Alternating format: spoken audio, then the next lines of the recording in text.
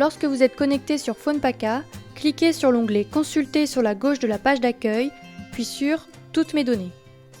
Vous pouvez exporter l'ensemble de vos données ou choisir d'affiner votre recherche en cliquant sur « Modifier la recherche », ce qui vous redirige dans l'onglet « Consultation multicritères ». Par exemple, je vais aller chercher une liste de toutes mes observations de cette année. Vous pouvez choisir différents formats pour exporter vos données. Ici, je choisis le tableau Excel en cliquant sur l'icône correspondant. De plus, il faut spécifier la version Old Basic Plus pour avoir le maximum d'informations sur vos données. PhonePaka génère alors un fichier que vous pouvez télécharger. Ensuite, vous pouvez exploiter ces données sur Google Maps ou QGIS par exemple.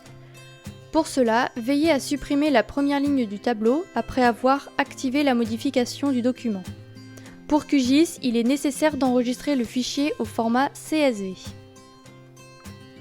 Lorsque vous ouvrez Google Maps et que vous êtes connecté à votre compte Google, cliquez sur le menu en haut à gauche, puis sur Vos adresses. Choisissez ensuite l'onglet Carte, puis cliquez sur Créer une carte. Vous pouvez donner un titre à votre carte et ajouter une description. Vous pouvez également donner un titre à votre calque, puis importer votre fichier en cliquant sur Importer. Vous devez ensuite sélectionner les colonnes pour placer les repères, ici lat WGS84 en précisant qu'il s'agit de la latitude et long WGS84 en précisant qu'il s'agit de la longitude, puis cliquez sur Continuer. Enfin, vous choisissez une colonne pour donner un titre à vos repères, ici nom espèce. Il est possible de personnaliser cette carte grâce à l'outil Style en spécifiant comment regrouper les lieux et définir un libellé. Il est également possible de modifier les repères, leur nom, leur couleur et leur icône.